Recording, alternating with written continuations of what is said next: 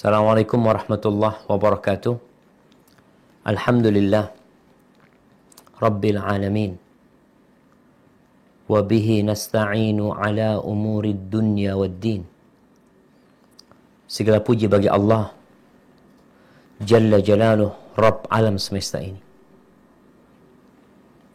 yang hanya dengannya kita minta pertolongan dalam urusan dunia dan dalam urusan agama. Apa yang kita hadapin dalam kehidupan ini, baik itu yang berhubungan dengan pribadi kita atau yang berhubungan dengan masyarakat secara umum atau dengan negeri kita, maka kita minta tolongnya kepada Allah. La haula wa la quwata illa billah. Apa yang terjadi dan menimpa saudara-saudara kita di New Zealand itu adalah sebuah peristiwa yang menampar wajah umat Islam, menyakitkan hati mereka, menggetarkan jantung mereka. Tapi ingat, Allah mengatakan, wa asa an takrahu syai'an wa yaj'alallahu fihi khairan katsira. Dan bisa jadi sesuatu yang kalian benci, ternyata di balik itu Allah menjadikan kebaikan yang banyak sekali. Allah tuh lebih tahu dengan hari esok kita, dengan apa yang dibutuhkan oleh umat ini. Di mana Ana membaca dan mendengar peristiwa yang menimpa saudara-saudara kita di New Zealand membuat semangat umat Islam bangkit. Mereka jadi sadar ketika saudara-saudara mereka dibantai bukan karena mereka melakukan dosa apa-apa. Apa dosa mereka yang ada di masjid? Aturan pemerintah mereka taatin. Gak boleh pakai mic keluar, sound keluar, ditaatin sama mereka. Tidak mengganggu. Tapi karena mereka orang-orang yang beriman,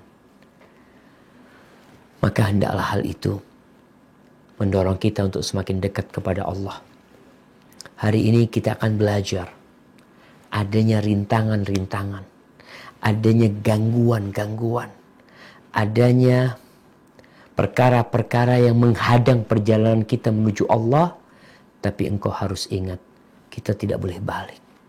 Kita harus terus menjalani, meniti jalan ini sampai berjumpa dengan Allah Azza wa Jalla.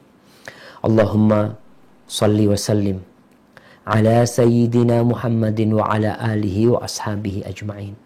Ya Allah, semoga salawat dan salam senantiasa Engkau curahkan untuk baginda Nabi kita Muhammad sallallahu alaihi wasallam, untuk keluarga beliau, untuk istri-istri beliau, untuk putra-putri beliau, dan untuk seluruh sahabat Nabi. Semoga Allah meridhoin kita bersama mereka. Amma ba'd. Ikhwanil kiram, rahimakumullah.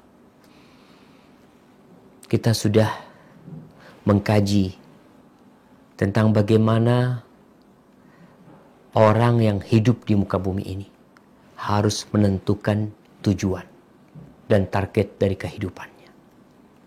Kita semua sedang berjalan menuju kepada Allah SWT. Kita sudah tahu bahwa diperlukan dalam perjalanan ini adalah guru yang membimbing dan adanya teman yang menemani perjalanan ini. Kemudian ada bekal-bekal yang harus dibawa selama menjalani kehidupan ini. Bila bekal itu ketinggalan, engkau akan menghadapi petaka dalam perjalananmu. Baik, kita juga perlu tahu apa saja tantangan yang akan kita hadapi di perjalanan ini. Ketika manusia sedang safar, mungkin dia sedang mendaki gunung untuk rekreasi atau sekedar untuk melihat mentari terbit. Kita akan melihat apa persiapan mereka. Mereka bawa peta. Mereka udah dikasih tahu, jangan lewat sini. Hati-hati, ada ranjau di tempat itu. Hati-hati, ada pertigaan di situ. Engkau lurus saja. Jangan belok kiri, jangan belok kanan. Engkau lurus saja. Nanti ada tempat yang engkau perlu istirahat di tempat itu. Karena perjalanan selanjutnya memerlukan tenaga yang lebih fresh pada dirimu. Maka kita perlu tahu, lorong yang akan kita lewati menuju Allah ini ada terowongan-terowongan yang gelap dan sunyi, yang mungkin engkau harus sendirian berada di tempat itu. Ada tikungan-tikungan yang tajam, yang kalau engkau tidak perlahan-lahan, engkau akan terjatuh ke dalam jurang. Ada lobang-lobang yang dalam, yang kalau engkau tidak menghindarinya, maka engkau akan terpelanting keluar dari mobilmu mungkin, dari kendaraanmu. Ada jembatan-jembatan yang menakutkan yang harus dilewatin. Tinggi jembatan itu. Dan engkau harus melewatinya. Terkadang di samping jalan yang kita lewatin, ada taman-taman yang indah yang menggoda. Yang terkadang sebagian orang berhenti di tempat itu, menikmati pemandangan, sehingga lupa dia tertinggal jauh oleh rombongan. Ada jalan-jalan kecil yang bagus, yang berpikir sebagian orang untuk melewati jalan setapak itu, kan dilihat indah, sehingga lupa dengan jalan utama yang seharusnya dia lewati. Barang siapa yang tidak peduli dengan semua itu, tetap berjalan di jalurnya, mengikuti petunjuk dari orang yang ahli dan cerdik, bersama teman-teman yang sehati dengan dia, niscaya dia akan sampai ke tujuan dengan selamat. Namun kalau dia tidak mengikuti petunjuk dan arahan yang ada, dia akan tersesat, jatuh ke dalam jurang, atau dia berhenti tergoda dengan taman-taman yang indah, sehingga dia tidak akan pernah sampai ke tujuan. Maka penting sekali mengetahui apa saja rintangan-rintangan yang akan kau hadapi, hambatan-hambatan yang akan berusaha untuk memberhentikan langkahmu. Ada penyakit-penyakit yang mungkin engkau berusaha untuk mengobati dirimu. Kalau tidak, seperti kanker yang kalau sudah sampai stadium 4, susah untuk diobati. Ibnu Qayyim rahimahullahu ta'ala mengatakan, وَلَا يَتِمُّ الْمَقْصُودِ إِلَّا بِالْهِدَايَةِ إِلَى الطَّرِيقِ. Enggak akan pernah kita bisa sampai kepada tujuan sampai kita mendapatkan petunjuk. Petunjuk apa? Urusan jalan yang akan dilewatin. Wal hidayah fiha. Kemudian petunjuk tentang apa yang ada di jalan tersebut. Wa awqatus sayri min ghairi. Dan waktu-waktu berjalan. Ada waktu engkau nggak boleh jalan. Kenapa? Karena mungkin ada kabut di sana. Ada badai yang datang. Engkau harus berhenti. Wazadul masir. Dia juga harus tahu, kata Ibnu Qayyim, bekal yang harus dibawa dalam perjalanan. Wa afatut tariq. Dan rintangan-rintangan yang ada di jalan. Walihada qala Ibnu Abbas. Oleh karena itu, Ibnu Qayyim mengatakan, Ibnu Abbas menafsirkan firman Allah di surah Al-Maidah ayat 48, likullin ja'alna minkum syir'atan wa minhaja. Untuk semua dari kalian kami telah menjadikan syir'ah, syariat, dan petunjuk yang harus dilewati. Qala Ibnu Abbas sabilan wa sunnah. Apa maksudnya? Sabil, jalan, dan sunnah Nabi alaihissalatu wassalam. Wahada tafsir yahtaju ila tafsir. Kata Ibnu Qayyim, tafsir Ibnu Abbas ini memerlukan tafsir lagi. Fasabil at-tariq. Sabil maknanya adalah jalan. Wahyal minhaj. Dan itulah yang disebut minhaj dalam Al-Quran Al-Karim. Wasunnah asyir'ah. Dan syariat dimaksud adalah sunnah. Wahiyya tafasilut tariq. Yang dimaksud dengannya adalah perincian dari jalan. Allah SWT menurunkan Islam, menurunkan Al-Quran Al-Karim secara global. Perincian jalannya itu mana? Salat, Allah perintahkan aqimis salat. Dirikan salat. Tapi gimana salatnya? Dalam Al-Quran kan tidak pernah disebutkan salat itu untuk membaca Subhana Rabbiyal A'la ketika sujud, Subhana Rabbiyal Azimi ketika ruku. Tidak ada duduk di antara dua sujud. Ini yang disebut dengan syir'ah, perincian dari jalan tersebut. Wa huzunatuhu, dan penghalang-penghalang jalan. Wa kaifiyatul masir fi, dan bagaimana cara berjalan di sana. Wa awqatul masir, dan waktu untuk melakukan perjalanan. Ini subhanallah jemaah. Jadi sabilan wa sunnah. Allah telah menjadikan itu buat kita. Tinggal sekarang barang siapa yang ingin tahu perincian dari agama Allah ini, maka dia harus belajar sunnah. Dia harus mengkaji apa saja yang membahayakan perjalanan dia. Mungkin ada binatang-binatang buas yang akan menghadang dia. Tapi ada juga binatang-binatang yang indah yang juga menghambat perjalanan dia. Sama, dua-duanya menghambat perjalanan dia. Kita harus berhati-hati. Semoga Allah menyelamatkan kita dari hambatan-hambatan ini dan rintangan-rintangan ini. Kita akan mengambil beberapa yang terpenting. Ibnu Qayyim menyebutkan banyak sekali dalam kitabnya Madarijus Salikin. Kita akan menyebutkan beberapa. Yang pertama adalah khawatir kesepian. Tidak ada yang menemani.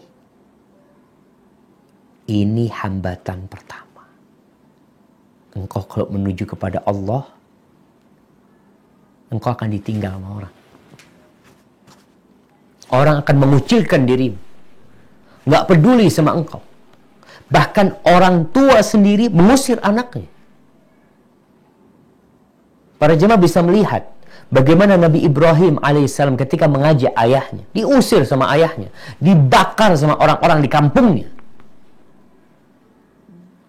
Maka ini hambatan pertama, engkau harus siap. Sebagian salaf mengatakan alaika bi tariqil huda wa la yadurrannaka qillatus salikin. Hendaklah engkau berada di atas jalan petunjuk dan tidak membahayakan engkau sedikitnya orang yang melewati jalan tersebut. Wa iyyaka wa turuqad dalalah. Hindarilah jalan kesesatan. Wala yaghurrannaka kathratul halikin. Jangan terpedaya dengan banyaknya orang-orang yang binasa di sana. Ya, kita bisa melihat tempat-tempat maksiat ramai. Ramai jemaah. Acara di alun-alun ya, acara hiburan. Sehingga mereka lupa sama Allah, meninggalkan sholat, itu ramai. Anda saksikan sendiri. Ketika di Jember ini ada acara JFC, Jember Fashion Carnival. Itu ramai. Kadang-kala maghrib jemaah, di depannya itu masjid. Itu ramai lapangan dengan manusia. Rumah Allah ditinggal. Kalau ada satu orang yang meninggalkan tempat itu, dilihat aneh. Ini apa? Jangan terpedaya dengan banyaknya orang-orang yang binasa. Jadi sudah menjadi sunnatullah bahwa para pengikut kebenaran itu selalu jumlahnya sedikit. Ini sunnatullah. Jadi ini sebuah prinsip yang engkau harus tahu. Bahwa engkau kalau mengikuti kebenaran, engkau akan dikucilkan, akan ditinggal sama teman-temanmu. Engkau tidak akan memiliki orang-orang yang mengunjungimu, menyapa engkau. Mungkin bahkan engkau akan disakiti oleh dia. Ini engkau harus tahu. Kadang-kadang manusia yang merupakan makhluk sosial merasa gundah, galau, kacau hidupnya ketika teman-temannya meninggalkan dia. Gimana Ustaz? Kalau Ana menegur, mereka akan tinggalkan Ana. Mereka nggak suka sama Ana. Di surat Shad ayat 24. Surat Shad ayat 24. Tolong dibuka. Surat Shad ayat 24, surat Saba ayat 13. Silakan dibaca.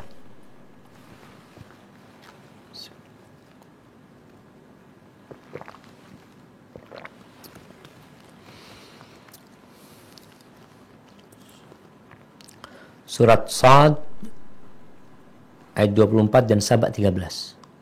Siapa nih yang membaca nih?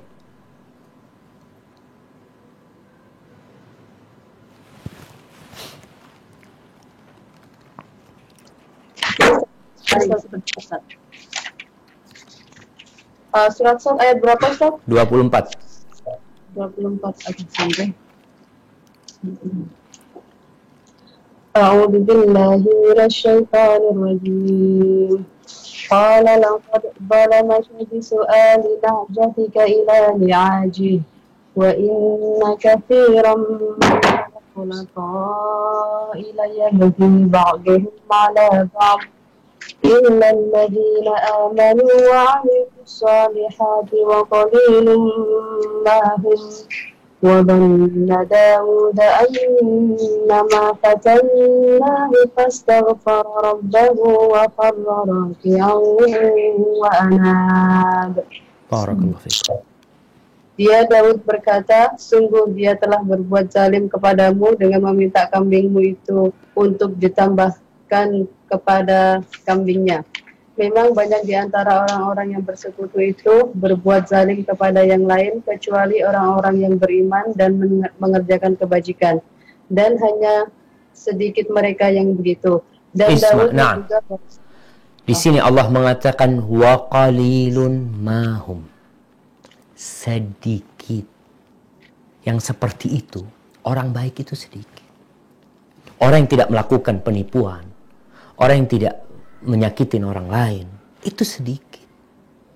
Maka disebutkan illal ladzina amanu wa amilus solihati wa qalilun mahum. Allah menetapkan sedikit, nggak banyak. Makanya kita kalau mau cari orang amanah sulit. Banyak teman yang kita miliki, sahib kita banyak. Tapi yang amanah, yang bisa menjaga rahasia, yang sehati, itu sedikit. Baik. Di selanjutnya, surat Saba ayat 13.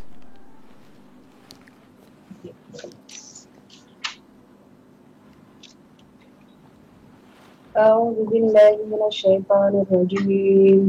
Ya'maluna lahu ma yasha'u min maharib wa tamathil wa jifanin kal-jawab wa qudurin rasiyat. Ya'malu ala Dawud syukra wa qalilun min ibadiyasy syakur. Mereka para jin itu bekerja untuk Sulaiman sesuai dengan apa yang dikehendakinya, di antaranya membuat gedung-gedung yang tinggi, patung-patung, piring-piring yang besarnya seperti kolam dan periuk-periuk yang tetap berada di atas tungku. Bekerjalah wahai keluarga Daud untuk bersyukur kepada Allah, dan sedikit sekali dari hamba-hambaku yang bersyukur. Dan sedikit wa qalilun min ibadiyasy syakur. Allah perintahkan kepada keluarga Nabi Daud alaihissalam, i'malu ala Dawud syukra. Dikasih nikmat yang banyak, kalian hendaklah bersyukur kepada Allah SWT. Dan Allah ingatkan Nabi Daud alaihissalam dan keluarganya bahwasanya sedikit dari hamba-hambaku yang pandai bersyukur. Jadi kalau bicara amal soleh, keimanan, orang-orang yang menuju kepada Allah Subhanahu Wa Taala sedikit, kebanyakan nggak peduli. Dan kalau kita lihat sebaliknya, ketika Allah menyebutkan jumlah yang banyak, selalu ditujukan kepada orang-orang yang mengikuti kebatilan. Itu jumlah mereka selalu banyak. Contohnya di surat Al-A'raf ayat 102. Al-A'raf ayat 102 dan surat Yusuf ayat 103.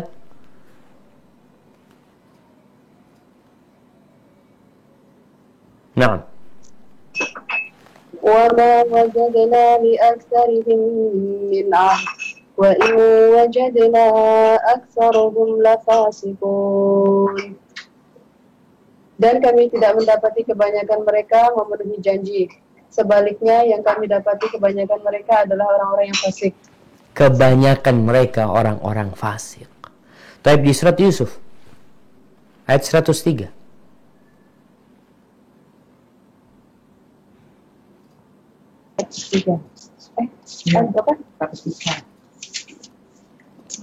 Surat Yusuf ayat 103.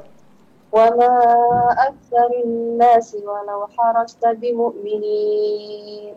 Dan kebanyakan manusia tidak akan beriman walaupun engkau sangat menginginkannya. Kebanyakan manusia. Makanya kalau kita lihat jumlah orang Islam di muka bumi ini dengan orang-orang kafir, jauh bedanya. Sekarang jumlah penduduk di bumi berapa? 7 miliar? Jamaah. Berapa jumlah penduduk bumi? Tidak tahu. Nggak tahu. Coba disebutkan 7 miliaran. Yang Muslim 1,5, 1,6. Jauh perbandingannya. Makanya Allah mengatakan, wa ma aktsarun nasi walau harasta bimu'minin. Kebanyakan manusia, walaupun engkau bersungguh-sungguh semangat untuk membuat mereka masuk Islam, kebanyakan mereka nggak akan masuk Islam. Coba Al-Maidah 49.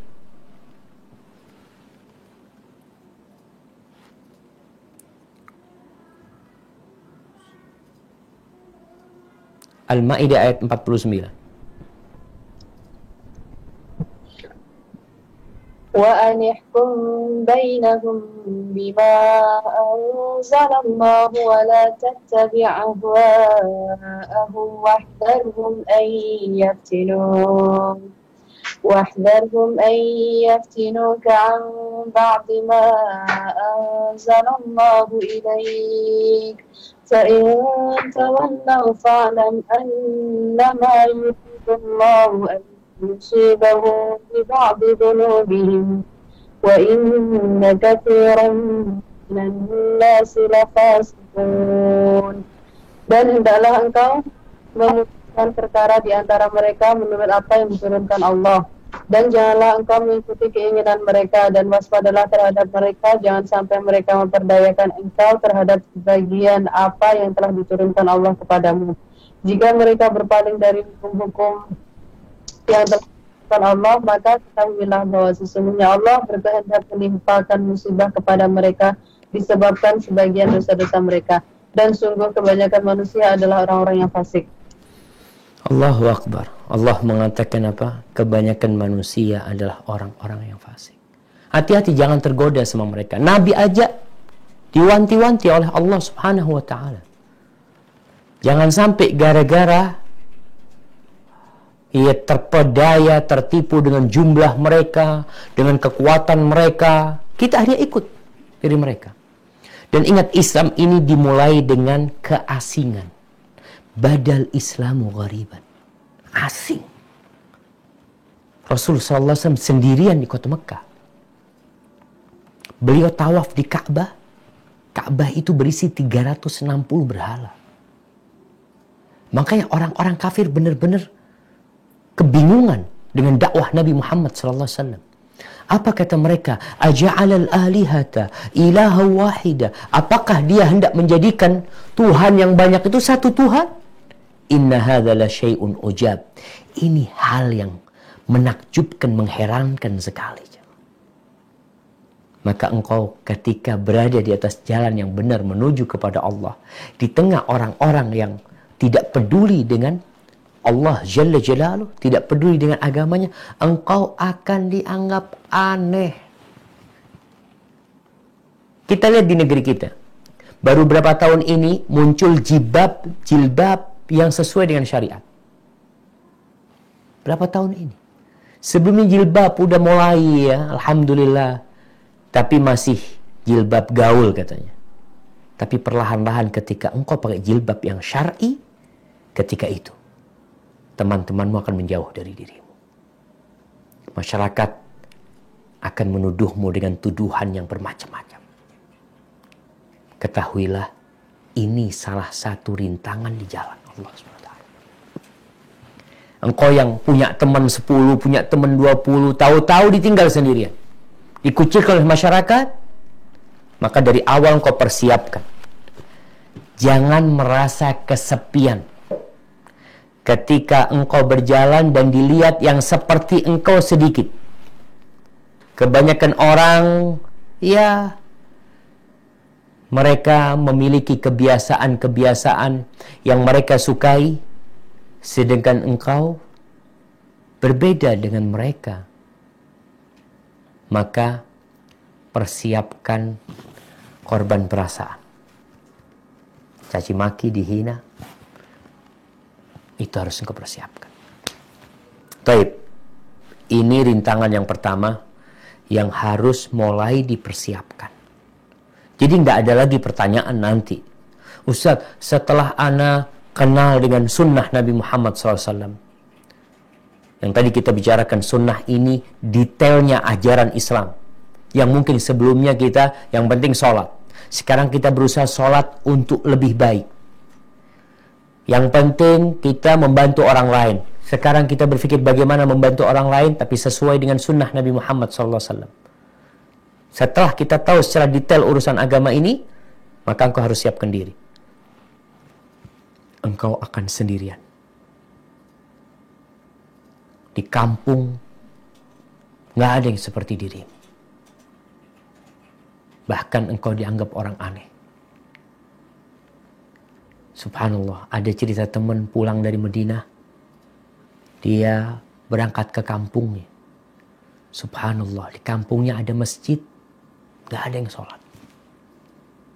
Dia mulai azan di masjid itu. Azan dia.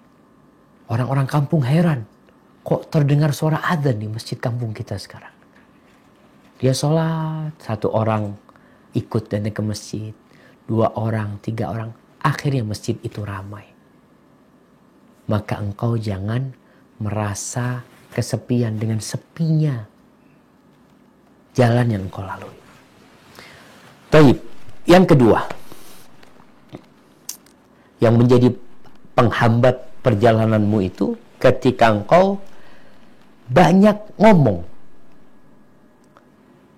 dengan omongan-omongan yang kurang berguna dan terlalu bebas bergaul dengan manusia.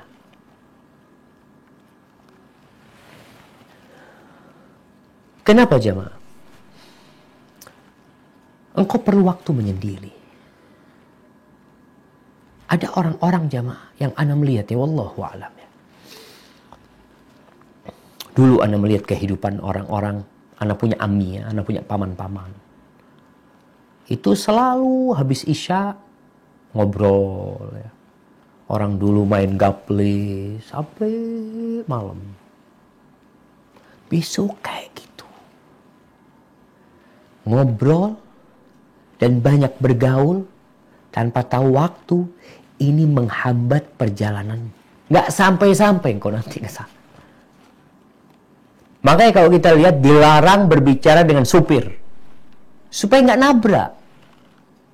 Akhirnya supirnya karena ingin menikmati pembicaraan, nggak bisa ngebut dia, santai dia. Dan subhanallah, Rasulullah SAW, beliau mengatakan, alladzi yukhalitun nas wa yasbir ala adahum, yang bergaul dengan manusia dan sabar disakiti oleh mereka, itu lebih baik daripada yang tidak bergaul dengan manusia. Tidak bergaul dengan manusia dan tidak sabar disakiti oleh mereka. Artinya bergaul, tetap kita seorang muslim, kita harus bergaul dengan manusia, dan itu lebih baik daripada kita menyendiri. Mungkin kita bisa mendakwahkan kebaikan kepada mereka, tapi jangan berlebihan. Apalagi berbicara, termasuk salah satu menyebabkan hati itu mati, itu kathratul kalam, banyak ngomong. Kapan engkau mendengarkan? Kapan kau datang ke majelis ilmu mendengarkan, tidak berhenti bicara? Dan memang nggak enak. Kita bisa rasakan tatkala kita berada di satu majelis ngobrol dari jam 8 malam sampai jam 11, itu nikmat. Tapi engkau datang kajian 1 jam dengerin, subhanallah, itu seperti cacing kepanasan karena tidak terbiasa. Maka kita perlu membiasakan diri, mengurangin banyak ngomong ini. majelis-majelis, ya, kungku-kungku, itu termasuk yang menghalangi. Engkau kapan akan sholat duha? Engkau kapan akan menyelesaikan hatam Qur'anmu? Sebagian orang nggak bisa hatam Qur'an. Dia bisa ngobrol 3 jam, buka Qur'an 5 menit capek.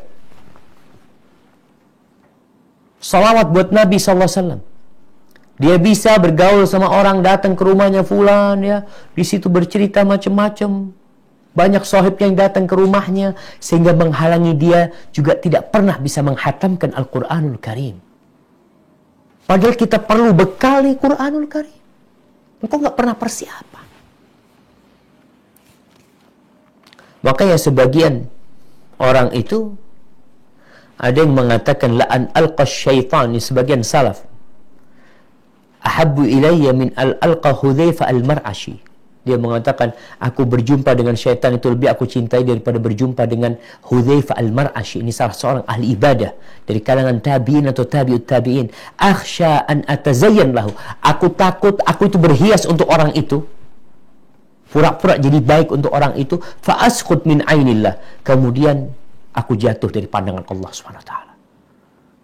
Karena kalau bergaul sama orang itu mau harus banyak pakai wunya, harus banyak, ya. Kadangkala orang-orang melakukan kemungkaran, kita lihat teman-teman mengatakan, Ustaz gimana Ustaz, anak kumpul sama teman-teman Ustaz, ya, kemudian mereka ya melakukan ghibah, ngomongin orang. Apa yang harus anak lakukan? Tinggalkan. Kalau sekarang banyak ngomong dan banyak bergaul ini alamnya berbeda, bentuknya berbeda. Dengan apa? Dengan grup-grup WhatsApp. Ada orang yang kerjanya di grup, punya 20 grup. Buka grup 1 selesai, 5 menit dia buka tiap grup. Kalau punya 20, 5 kali 20 berapa?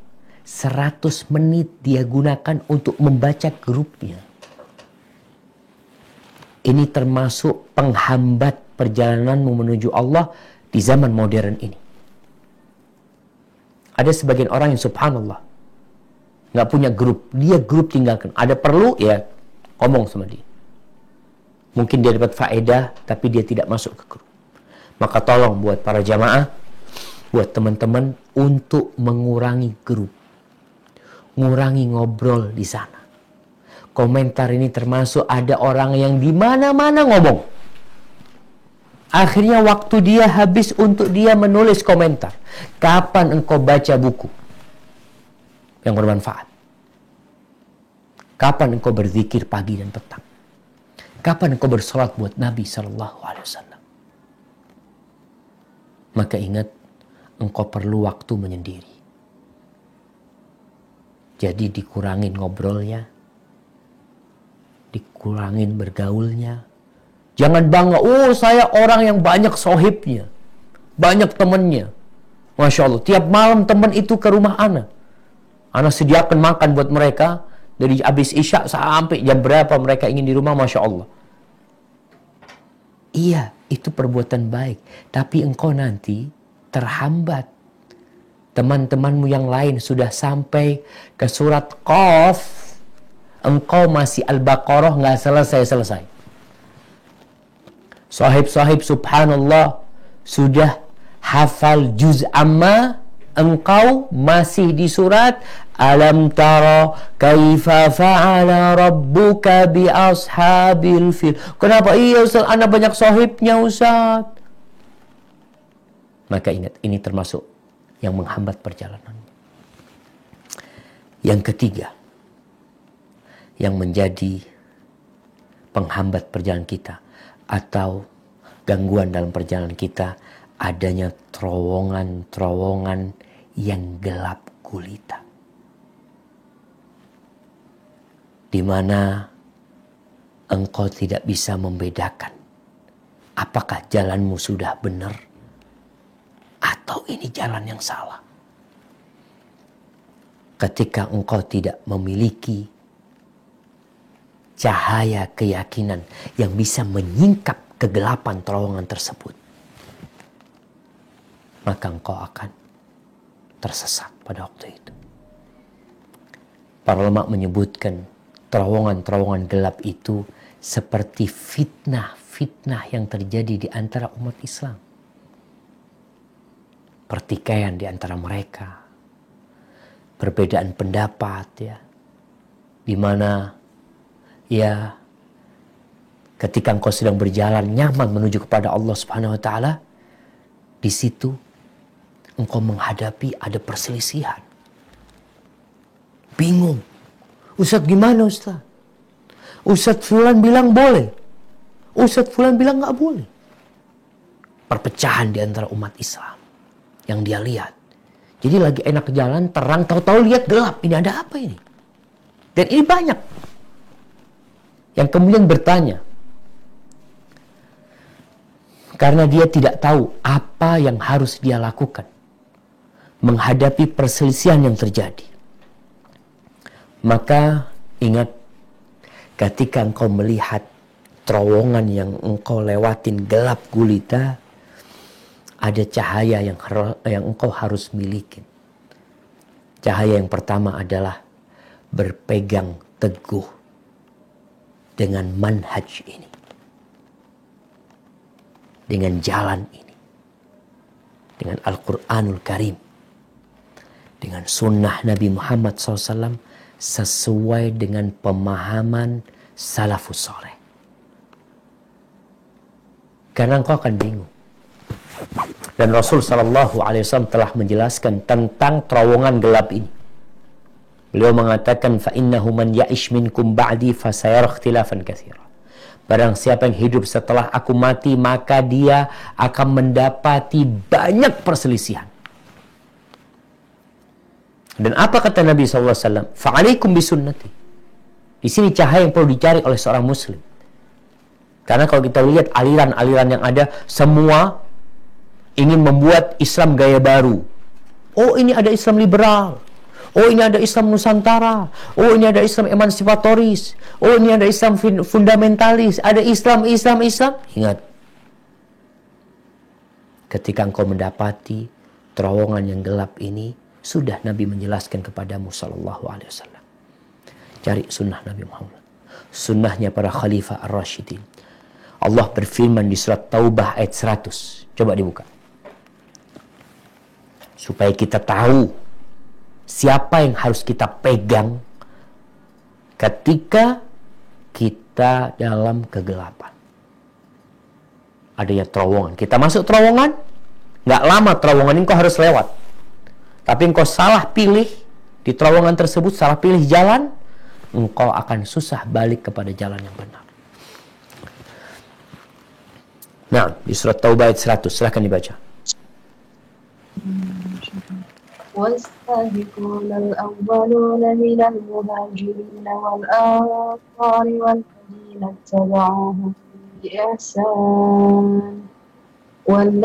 اتبعوهم بإحسان رضي الله عنهم ورضوا عنه وأعد لهم جنات تجري تحتها الأنهار خالدين فيها أبدا ذلك الفوز العظيم.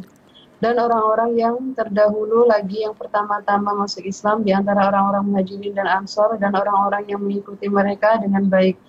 Allah ridha kepada mereka dan mereka pun ridha kepada Allah. Allah menyediakan bagi mereka surga-surga yang mengalir di bawahnya sungai-sungai. Mereka kekal di dalamnya selama-lamanya. Itulah kemenangan yang agung.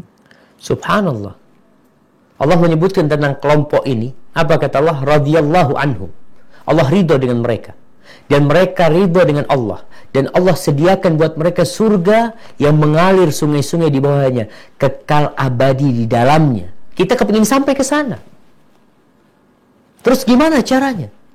Maka disebutkan di sini walladzina tabauhum biihsan, dan orang-orang yang mengikuti mereka. Asal mengikuti tidak. Allah sebutkan mengikuti mereka biihsan, dengan baik. Ihsan ini melihat. An ta'budallah ka'annaka tarah. Engkau beribadah kepada Allah seakan-akan kau melihatnya. Maka gimana ketika engkau mengikuti para sahabat Nabi, mengikuti salafus saleh, engkau akan selamat. Maka hendaklah, kalau masih ada orang yang bingung, Ustaz, kita ini kan berpegang teguh dengan Alkitab dan Sunnah. Tapi kan ada perbedaan pendapat, Ustaz, dalam memahami Al-Quran dan Sunnah. Sehingga menimbulkan perselisihan. Ikutin para sahabat Nabi yang dijamin masuk surga. Orang-orang Ansar, orang-orang Mujahid, orang-orang Muhajirin yang sudah dipersiapkan oleh Allah bagi mereka surganya. Dan Allah ridho sama mereka. Terus engkau mau ikut siapa kalau nggak ikut mereka? Maka ingat, engkau akan melewati terowongan. Dan sebagian sekarang sedang dalam terowongan. Sebagian yang ikut kajian ini, sebagian umat Islam itu sedang dalam terowongan. Dan dia bingung. Apa yang harus dia lakukan? Maka ingat, ikuti sunnah Nabi Muhammad SAW. Ikuti sunnahnya para sahabat Nabi. Jadikan mereka lentera yang menerangi terowongan yang kau lewati. Adapun cahaya yang kedua dalam terowongan yang engkau perlukan adalah jangan menyibukkan dirimu dengan diskusi-diskusi, dengan debat-debat, bantahan-bantahan yang engkau akhirnya nggak bisa keluar dari sana. Yang engkau tahulah dirimu siapa, ilmumu semana. Dulu para ulama mengatakan la yunadzir illa imam, nggak boleh berdebat itu kecuali orang yang imam, yang kredibilitas keilmuannya itu sudah menjadi imam dia. Seperti Imam Syafi'i, Imam Malik, Imam Abu Hanifah. Maka kalau engkau melihat sebagian ustaz tidak mau diajak berdebat, bukan karena dia takut berdebat, tapi dia tahu apakah debat itu ada manfaat buat dia nantinya, atau malah bisa menyebab dia dalam terowongan yang gelap gulita. Maka engkau yang sedang dalam terowongan, jangan menyibukkan diri dengan berbantah-bantahan. Engkau lihat jalanmu, lihat, oh ini jalanku. Dengan apa tahu Ustaz? Tadi dengan cahaya mengikuti as-salafus saleh, orang-orang Muhajirin dan Ansar, yang mereka memahami agama ini lebih baik daripada pemahaman kita. Engkau lihat, melihat orang salah, teman mungkin gak benar, sampai ke nasihat, dan engkau lanjutkan perjalanan. Orang yang paling merugi dalam perdagangan mereka adalah yang sibuk memikirin orang lain, lupa sama dirinya. Dan orang yang lebih merugi daripada orang itu adalah yang sibuk memikirkan dirinya, lupa sama Allah Subhanahu wa taala. Jadi ujub akhirnya. Jadi engkau lanjutkan perjalananmu. Ya, kalau engkau nggak mau, ya engkau akan tetap dalam terowongan, merasakan kegelapan itu. Kalau engkau sudah dapat cahaya dan tahu, tapi engkau menyibukkan diri dengan berbantah-bantahan, engkau juga nggak akan keluar dari terowongan itu. Orang sudah sampai, engkau masih di sana. Berikan nasihat. Urusan berdebat, berdialog, ada orang yang pantas. Berikan kepada ahlinya. Kemudian, hambatan yang keempat. Ada jembatan yang harus engkau lewatin. Harus dilewatin. Di setiap tempat, di semua masa. Bahkan itu menjadi sunnahnya para nabi dan para utusan Allah. Mereka harus melewati jembatan ini menuju kepada Allah SWT. Jembatan itu adalah ujian. Petaka-petaka, musibah-musibah yang menimpa orang yang berjalan menuju Allah. Jamaah rahimakumullah. Kenapa harus ada ujian ini? Harus melewati jembatan. Agar nampak siapa yang benar menuju Allah dan siapa yang pura-pura. Siapa nih di antara kita yang sekarang sedang pura-pura datang kajian? Ada orang yang datang kajian, kenapa ya? Sepi di rumah, nggak ada orang, Anda datang kajian. hanya untuk meramaikan tempat kajian. Ada. Tapi ada orang-orang yang memang benar dia menuju kepada Allah Subhanahu wa taala. Terus bagaimana membedakan mereka? Ujian, bala dan musibah Allah berikan. Coba dibaca surat Al-Ankabut ayat 1 sampai 3. Surah Al-Ankabut ayat 1 sampai 3.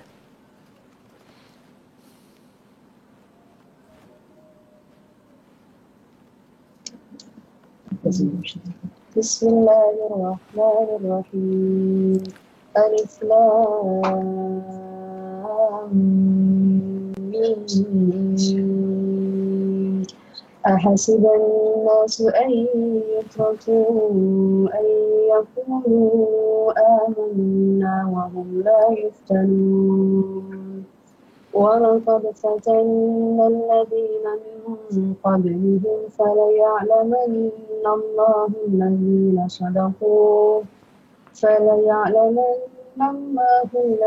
صَدَقُوا وَلَيَعْلَمَنَّ الْكَاذِبِينَ. Alif Lam Mim. Apakah manusia mengira bahwa mereka akan dibiarkan hanya dengan mengatakan kami telah beriman dan mereka tidak diuji? Dan sungguh kami telah menguji orang-orang sebelum mereka, maka Allah pasti mengetahui orang-orang yang benar dan pasti mengetahui orang-orang yang berdusta.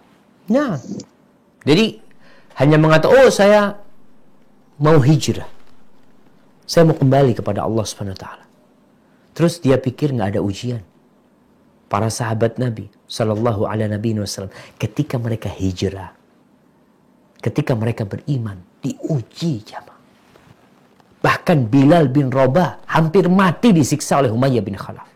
Sebagian sahabat tewas dalam ujian mereka mempertahankan keimanan.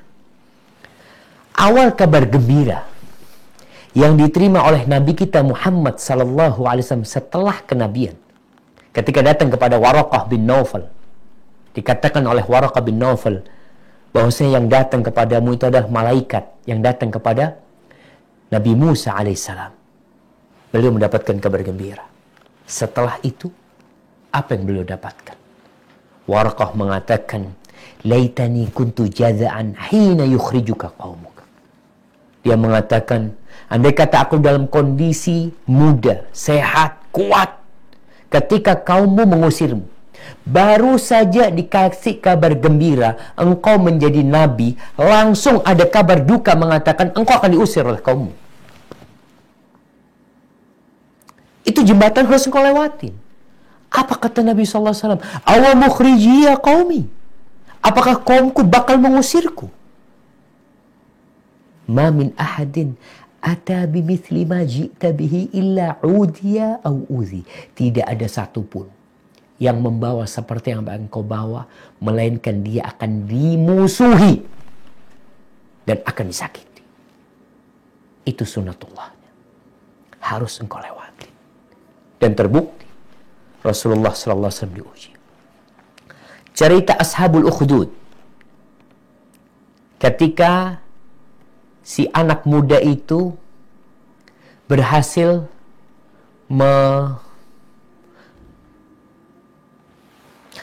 menyingkirkan binatang yang menghalangi jalannya masyarakat. Akhirnya apa kata gurunya? Mengatakan kepada muridnya, antal yawm afdal minni. Engkau hari ini telah lebih mulia dari aku. Wa innaka satubtala. Engkau bakal dikasih bala. Bakal dikasih bala. Diuji. Kita lihat bagaimana ujian yang diterima oleh rahib itu.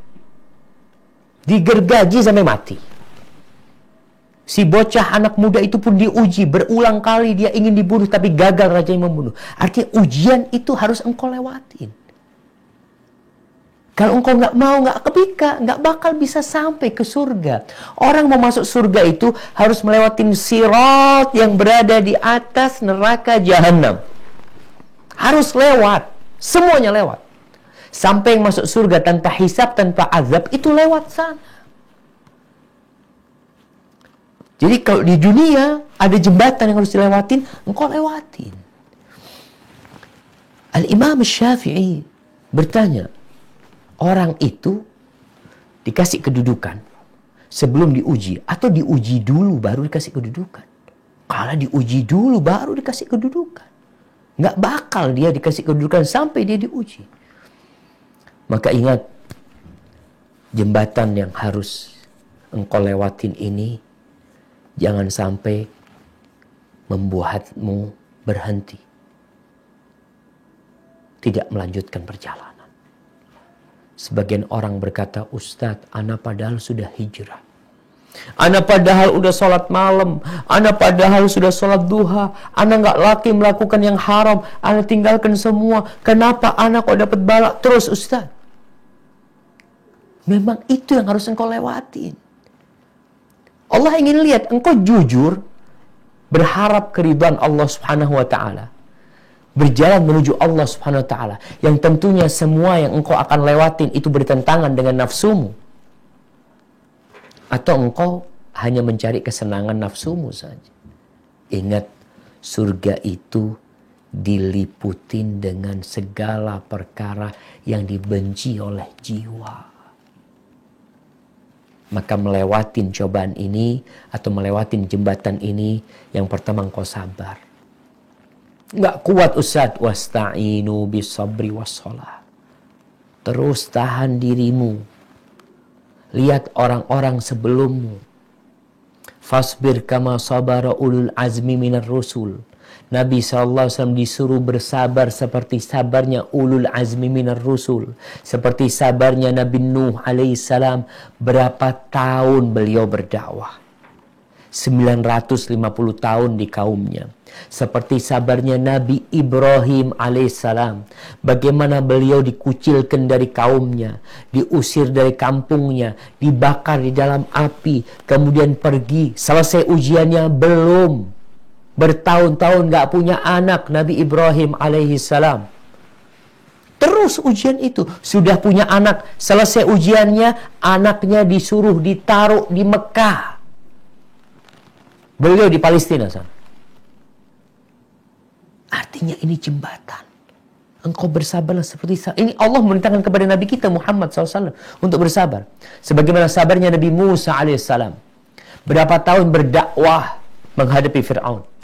Ada yang mengatakan 40 tahun terus berdakwah sebelum akhirnya Fir'aun dimasukkan ke dalam lautan, ditenggelamkan ke dalam lautan. Seperti sabarnya Nabi Isa alaihissalam yang diburu, dikejar-kejar untuk dibantai oleh pasukan Romawi atas hasutan orang-orang Yahudi. Lalu Allah mengangkatnya. Maka sabar. Wasta'inu bis-sabri was-shalah. Engkau salat. Ketika engkau berada di jembatan itu dan berat sekali perasaanmu, salat. Kembali kepada Allah SWT. Rasulullah SAW, idza hazabahu amrun fazi'a ila shalah. Nabi SAW kalau dirudung sebuah permasalahan, sedang melewatin jembatan, nggak lama melewatin jembatan. Nggak lama. Hitungannya beberapa tahun. Beliau larikan kepada sholat. Kemudian berharap pahala. Karena kita tahu orang-orang yang sabar beda pahalanya dengan orang-orang yang syukur. Innama yuwaffas sabiruna ajrahum bighairi hisab. Orang-orang yang sabar itu dikasih balasan tanpa takaran, nggak ditaker. Maka persiapkan. Kemudian ridho dengan ketentuan Allah Subhanahu wa taala. Yang dilewatin oleh saudara-saudara kita di New Zealand kemarin. Mereka sedang berada di atas jembatan. Bagaimana dengan istri-istri yang suaminya terbunuh? Bagaimana dengan anak-anak yang ayahnya terbunuh? Bagaimana kondisi umat Islam yang ada di tempat itu? Mereka sedang melewatin jembatan. Sabar, berharap pahala, ridho. Kenapa? Karena Allah tidak menentukan sesuatu, melainkan ada hikmah di balik ketentuan itu. Ahibati fillah, setiap engkau menjalani kehidupan ini dan harus melewatin jembatan tersebut, maka tumbuhkan di dirimu bahwa hidup ini semuanya adalah ujian. Engkau sudah berikrar mengatakan inna salati wa nusuki wa mahyaya wa mamati lillahi rabbil alamin. Itu sudah kepastian adanya ujian. Dan engkau sudah berikrar sesungguhnya salatku, sembelihanku, ibadahku, hidupku dan matiku lillahi rabbil alamin. Semuanya untuk Allah. Udah engkau harus jalani. Sehingga semua gerakan, semua tindak tandukmu dalam kehidupan ini harus dibarengi dengan niat yang agung untuk menuju kepada Allah SWT, untuk mendapatkan pahala yang agung. Dan Allah As-Sami Al-Basir, yang maha mendengar dan maha melihat, itu tahu dengan apa yang sedang engkau hadapi. Sebagian bertanya, apa kejadian Ustadz kemarin di New Zealand itu sudah takdir Allah? Iya. Terbunuhnya Hamzah takdir Allah? Naam. Terbunuhnya Mus'ab bin Umar? Iya. Terbunuhnya 70 sahabat Nabi ketika perang Uhud? Iya, itu takdir Allah. Kenapa ya Ustaz? Allah itu alimun hakim. Allah itu mau menguji siapa yang benar keimanannya dan siapa yang pura-pura beriman. Baik, itu jembatan yang pertama. Jembatan yang kedua yang engkau harus melewatinya juga adalah jembatan nafsumu. Subhanallah. Rasul sallallahu alaihi wasallam senantiasa berdoa mengatakan wa na'udzubillahi min syururi anfusina. Dan kami berlindung kepada Allah dari kejahatan jiwa kami. Wa sayyiati a'malina, dan keburukan amal kami. Ibnu Qayyim menggambarkan jembatan ini dalam kitabnya Madarijus Salikin. Beliau mengatakan, "Fan-nafsu jabalun azim, syaqun fi tariqis sayr ila Allah." Nafsu itu adalah gunung yang besar sekali yang menghalangi jalan menuju Allah Subhanahu wa ta'ala. Tapi jalan ini semuanya harus melewatinya. Nggak ada bisa miring gitu ya. Ada gunung, anak mau lewat samping gitu. Nggak mau lewatin nafsu. Nggak bisa. Allah sudah menetapkan innan nafsa la'ammaratun bisu. Sesungguhnya nafsu itu benar-benar memerintahkan kepada burukan. Fala budda an yantahiya ilaih. Walakin minhum man huwa syaqun alaih. Wa minhum man huwa sahlun alaih. Wa innahu la yasirun ala man yassarahu Allah alaih. Kata Ibnu Qayyim, nah gunung ini memang berat untuk dilewatin. Ada orang-orang yang dimudahkan melewatinya. Ada orang-orang yang berat melewatinya. Dan tidak ada kemudahan kecuali Allah yang membuat orang itu mudah. Lalu beliau mengatakan, wa fi dzalikal jabal awdiyah. Dan di gunung itu harus melewatin lembah dulu. Ada jalan-jalan yang terjal. Kemudian ada duri-duri. Ada dahan-dahan yang melintang. Kemudian ditambah lagi ada penyamun-penyamun yang berusaha untuk merampok orang-orang yang jalan di sana. Apalagi kalau jalannya di malam hari. Kalau orang yang melalui gunung ini tidak membawa beberapa perlengkapan keimanan.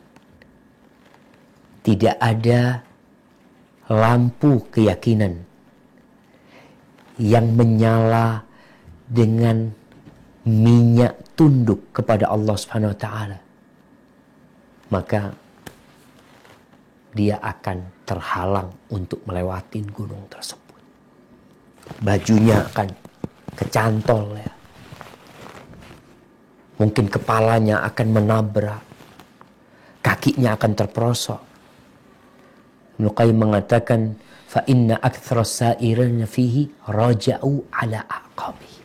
Kebanyakan orang yang berjalan di sana itu balik mundur ketika harus melewatin gunung ini, melewatin jembatan ini.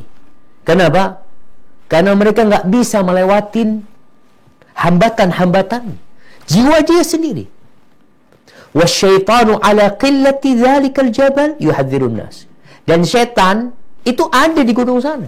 Jadi nafsu kita ini ada setan di sana yang senantiasa mewanti-wanti orang. Jangan naik ke gunung. Sulit, berat, ditakut-takutin terus. Mau sedekah ditakut-takutin. Senantiasa. Mau bangun malam setan, nafsunya udah malas, capek. Setan ngomong, aduh ente ahsan tidur. Ahsan tidur. Dan setan senantiasa menakut-nakutin kita. Kalau sedekah kamu nanti fakir, miskin. Mau berangkat haji, oh anak-anakmu masih kecil.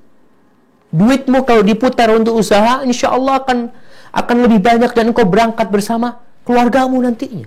Mau berangkat sama keluarganya, ditakut-takut-lakitin sama syaitan. Jadi jamaah,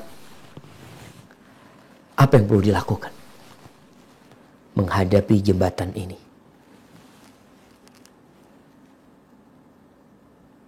Yang pertama, quwwatu azimah. Kekuatan tekad untuk melewatinya. Kenapa ada orang yang bisa sampai ke puncak Everest, puncak Himalaya? Apa yang dimiliki oleh orang itu? Kadang-kala Anda lihat orang yang kurus sama kayak Anda, sampai ke sana. Quwwatu azimah. Adanya kemauan yang kuat. Wa sabru sa'ah. Dan sabar sesaat, sabar. Kita perlu sabar. Orang yang berzina, na'udzubillah min dzalik, enggak sabar menahan dirinya. Wa syaja'atu nafsin wa thabatu qalbin, dan keberanian jiwa dan bulatnya tekad hati. Wal fadlu biyadillah yu'tihi man yasha. Wallahu dzul fadlil azim. Dan karunia itu di tangan Allah SWT. Allah berikan kepada siapa yang Allah kehendaki. Subhanallah jemaah. Jadi ingat, jembatan yang harus dilewatin itu, yang pertama adalah jembatan cobaan, bencana, petaka yang harus kita lewatin. Yang jiwa kita nggak mau dengan itu. Tapi kita harus melewati. Yang kedua, nafsu kita yang senantiasa memerintahkan kepada keburukan. Pernah ada seorang datang kepada Abu Ali Ad-Daqqaq. Lalu dia mengatakan, qata'tu ilaika masafatan. Aku datang kepadamu ini memotong satu jarak yang jauh sekali. Bisa sampai kepadamu ini melalui perjalanan yang panjang. Faqala laisa hadzal amru biqat'il masafat. Urusan agama ini bukan dengan urusan perjalanan panjang yang kau lakukan. Farik nafsaka bi khutwah. Engkau berpisahlah dari nafsumu satu langkah aja. Khutwah, satu langkah. Tasil ilal matlub. Engkau akan sampai kepada tujuan. Satu langkah kita pisah sama nafsu kita, engkau akan sampai. Maka jemaah, itulah beberapa kendala yang harus kita lewati.